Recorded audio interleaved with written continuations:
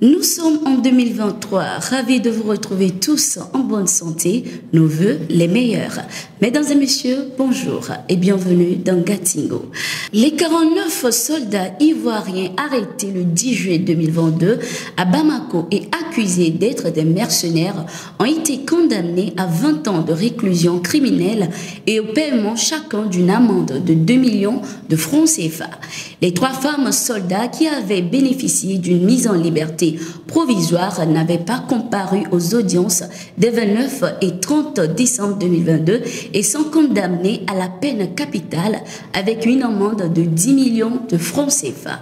La justice malienne a finalement retenu contre les 49 condamnés des faits d'atteinte à la sûreté extérieure de l'État, détention, port et transport d'armes et de munitions de guerre ou de défense intentionnellement en relation avec une entreprise individuelle et collective ayant pour but de troubler l'ordre public par l'intimidation ou la terreur.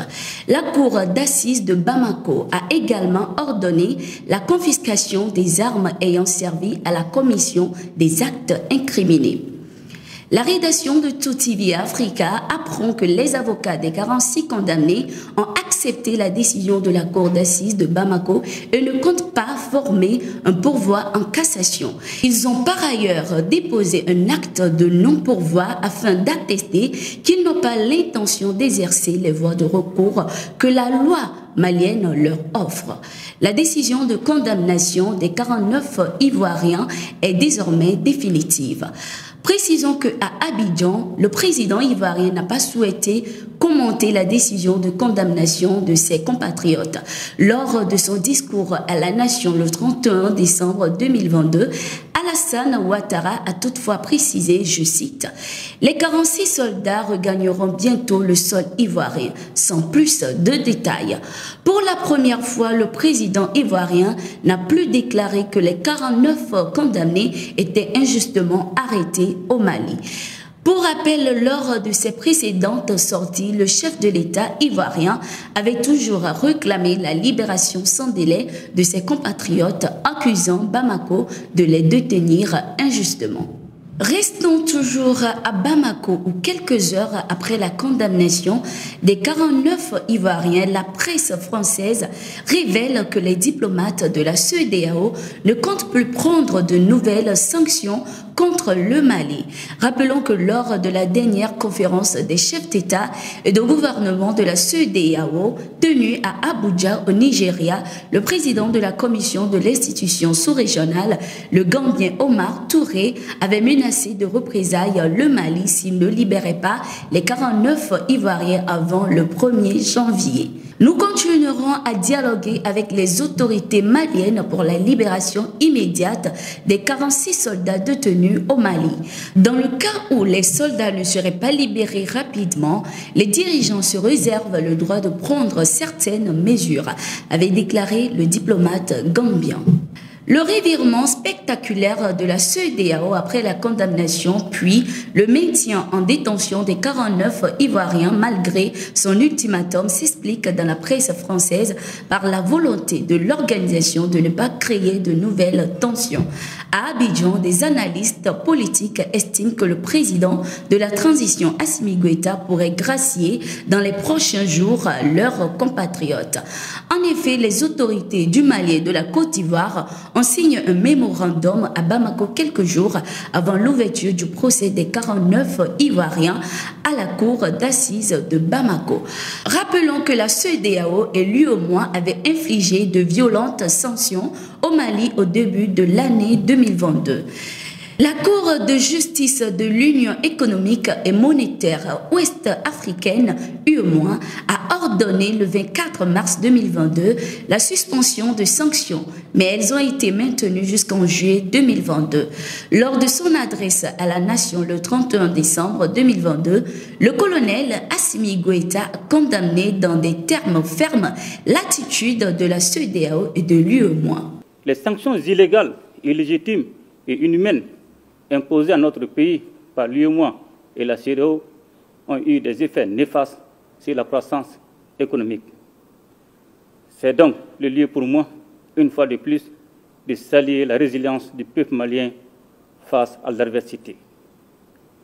Nous devons ceci à l'union et à la solidarité dont nous avons su faire preuve. Il nous faut donc renforcer cette union et nous engager encore plus pour notre chère patrie. Pour ce faire, nous avons décidé d'instituer le 14 janvier comme journée nationale de la souveraineté retrouvée, en souvenir de la grande mobilisation contre les sanctions illégales, illégitimes et inhumaines de la CEDEAO et de l'UEMOA. Pour rappel, le président français Emmanuel Macron, en froid avec les nouvelles autorités de Bamako, avait publiquement indiqué qu'il avait appelé la CEDEAO dès le printemps 2021 à réagir avec fermeté face au régime malien. Il avait également précisé qu'il appellerait le président en exercice d'alors, le Ghanéen Nana Akufo-Addo, à prendre de nouvelles mesures contre le Mali. Comme vous le savez, je l'ai dénoncé dès le printemps 2021, de manière très claire, en appelant la CEDEAO à réagir avec beaucoup plus de fermeté. Nous avons ensuite renforcé notre pression, puis nous avons pris les décisions politiques et militaires qui convenaient ces dernières semaines et ces derniers mois. Je souhaite ardemment que les Maliennes et les Maliens puissent avoir des autorités démocratiquement élues qu'ils méritent, et j'en appelle à la CEDEAO, l'organisation régionale, et à l'Union africaine pour prendre les décisions qui conviennent et que la France appuiera, comme nous l'avons fait à chaque fois qu'ils ont pris leurs responsabilités, pour que, à la fois, les violences, et on le voit bien, la fermeture, le déni de l'information et du droit des journalistes à librement informer, puissent cesser.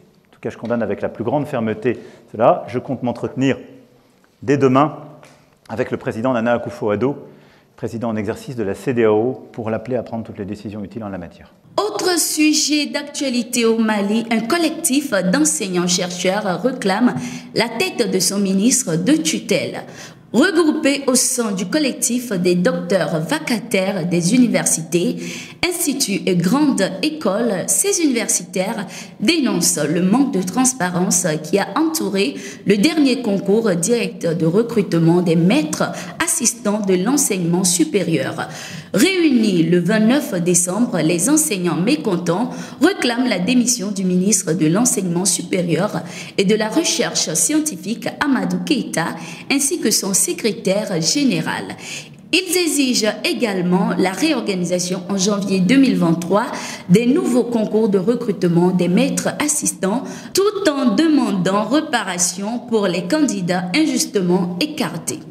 Pour Dr Alou Koulibaly, premier responsable du collectif, son organisation n'exclut pas de faire recours à toutes les voies légales pour satisfaire ses doléances.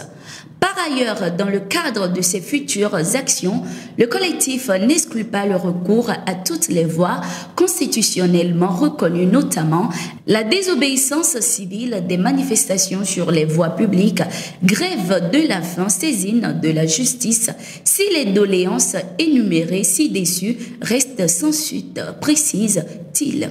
Nous voici à la fin de ce numéro de Gatingo. Merci d'être resté avec nous.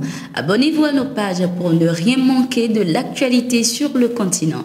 Nos programmes sont aussi disponibles sur le site www.toafrica.com.